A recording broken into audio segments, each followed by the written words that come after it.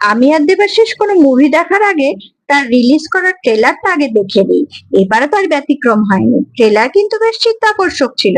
তাই আমরা গত রোববার গেলাম মধ্যমগ্রাম স্টার মলের আইনক্স মুভি থিয়েটারে ওয়ার টু মুভিটি দেখবো বলে। ছবিটি রিলিজ করেছে গত 14ই আগস্ট। ওয়ার মুভিটি যারা দেখেছেন তাদের জানাই ওয়ার টু মুভিটি তারই দ্বিতীয় অধ্যায় বলা যায়। এই ছবির চিত্র পরিচালক আয়ান মুখার্জি বেশ কৃতিত্বের সাথে বিগত বেশ কিছু বছর ধরে কয়েকটি সুন্দর ছায়াছবি আমাদের উপহার দিয়েছেন। তাই এবারেও আশা রেখেছিলাম বেশ নতুন চমক আমরা ওয়ার টু মুভিটি থেকে পাবো। আর যেহেতু স্বাধীনতা দিবসের প্রাককালে এই মুভিটি রিলিজ করেছে, তাই একটি ভিন্নধর্মী কিন্তু দেশপ্রেম প্রদর্শনকারী ছায়াছবি হবে সেটাই কাম্য ছিল। ওয়ার টু তে দেখানো হচ্ছে ঋত্বিক রোশন বা কবির ধারিওয়াল মার্সেনারি হিসেবে ফ্রিল্যান্স কাজ করছেন বিভিন্ন ইন্টারন্যাশনাল ক্লায়েন্টের সাথে।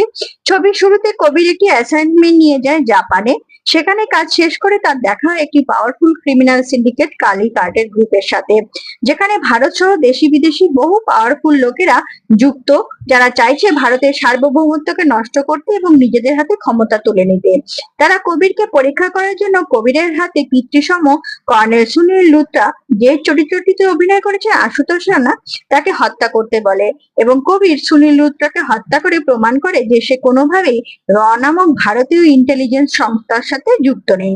এরপর কবির পরিচিত হয় গৌতম গুলাটি, যে চরিত্রটি করেছেন কেসি শঙ্কর, তার সাথে।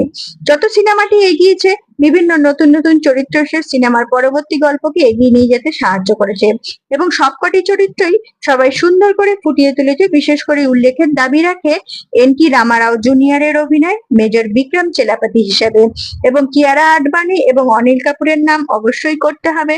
সবশেষে কবির আর বিক্রমের মিলিত প্রয়াসে তারা ভারতের বিরুদ্ধে করা সব চক্রান্তকে ব্যর্থ করে দিয়ে ভারতের সার্বভৌমত্বকে রক্ষা করতে সমর্থ হয়।